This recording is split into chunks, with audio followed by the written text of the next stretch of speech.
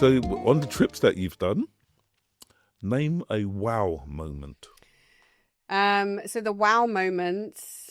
So the first thing that comes to mind for a wow moment is the first time I saw I'm going to get the name wrong, but the Gaudi church in Barcelona, the Sagrada Familia, Sagrada Familia. Because I like architecture anyway, right? I like art as well, and I think I just wasn't even expecting to see it. I sort of turned around the corner and it was there in all its glory. And I think I have a lot of wow moments when I see architecture. So, for example, when I first saw the Burj Khalifa, which is still in my mind the most stunning building like in the whole world, same as the Grand Mosque in Abu Dhabi or the Grand Mosque in Muscat as well, the Sultan Qaboos. Really? Yeah, that's an amazing, beautiful, beautiful mosque surrounded by these chocolate brown mountains. It's beautiful. Did you ever go to the mosque in Muscat? Yeah, I lived there for. Yeah, that's why I was asking. Yeah, I lived in Muscat. I didn't go with you. I went No, with Kevin, but Kevin, my my other friend, my arch enemy. So that was so I get a lot of wow moments with architecture, but the biggest wow moment, I guess, and this is a bit sort of nerdy, but you may remember that I really like the book Heidi, right? So by Johanna Spiri, and I'm obsessed with it. I was obsessed with it as a girl. It led to me wanting to move to Germany, even though I know that Heidi is based in Switzerland. And so it's followed me throughout my life. I buy the first editions of those books, etc. And I just love the story. And there's a village in Switzerland called Mayenfeld, which is where Johanna Spiri, who's the author, actually lived. So everyone says that that village is the Heidi village, and they actually even have the Heidi Hotel there. I stayed in the Heidi Hotel, but it's this beautiful like traditional village. So it's not been made into this tourist trap or anything, and you can follow, like they call it the Heidi Weg, like the Heidi way. So you sort of you keep strolling up this mountain, and you see the point. Well, this is where Peter fed the goats, and this is where Clara's wheelchair went off the mountain, and all of these points, which if you like the book, it's all very significant.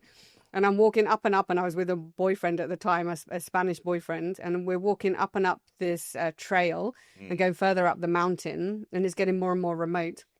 And we get to this place, and there's mist and everything, and we get to this place where the grandpa's hut is. So again, it's going to mean nothing to you, but the grandpa's hut was like way up the mountain, and Heidi. Just for a question, Heidi is fiction.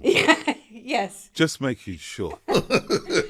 Well, yes, but it's kind of based on this village. So we're crossing these fields. There's cowbells. There's mist. There's all of these cows, and then from the mist, there's this grandpa's hut, right?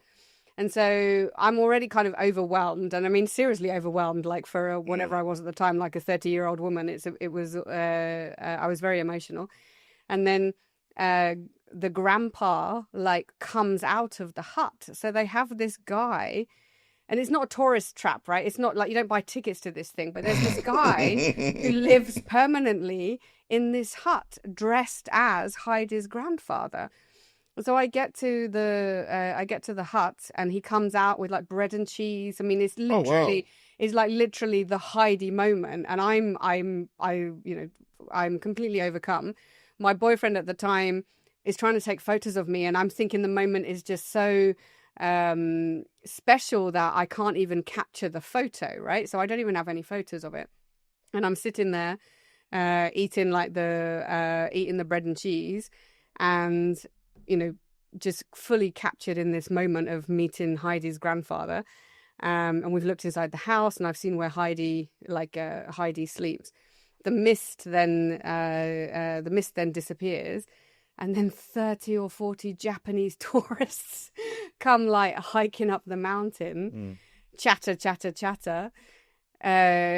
get all excited with their tour books, like because they've got pictures of Heidi's really big in Japan, by the way.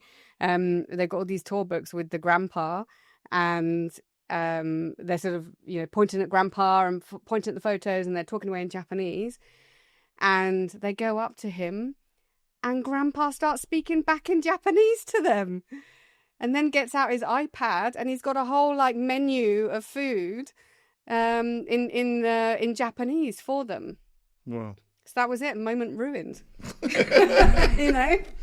But there was me and like it was my sacred moment with Grandpa, and then I realized, Grandpa can speak Japanese, which wasn't in the book. I wonder why. Yeah. So that was my wow moment. That was yours. Mine was I went to Senegal. Okay. And we were visiting there, and we went to they have what's called I think it's Momels. It's actually the local language for bosom, because they have these two mountain orbs that look like a woman lying on her back, and on one they have a lighthouse. And so we went there and we were up the lighthouse, and you look out to sea and it's all very fantastic and wonderful. But on the other one, they have a statue. And I remember we drove to the car park, and as you get into the car park, you came out of the car and you came around the corner, and I literally went, wow. And it's what's called the Monument de la Renaissance. Is this the big black? It's a statue of a black guy and a black woman, and they're holding a baby. Yeah, I think when you walk up the steps to it, and it's massive, right? It's really, really tall. It is massive. Yeah. And the president of Senegal had actually gone against his whole cabinet, and basically said, "We're building this." Oh, nice. Well, I think it was built in 2014 or something like that. He said, "We're building this." And everybody said, "No, we're not. It's a waste of money." And he said, "I don't care. We're building it." It's the biggest man-made object in Africa since the pyramids. Oh, wow. I mean, it is massive. I've also been there. It's very, very impressive. Yeah, and that's the last wow moment that I had. And there hadn't been many before that for a very, very long time. But I remember coming out of the car and coming around the corner and just looking up and thinking, wow, that is incredible. Yeah, it's great. Yeah, great choice.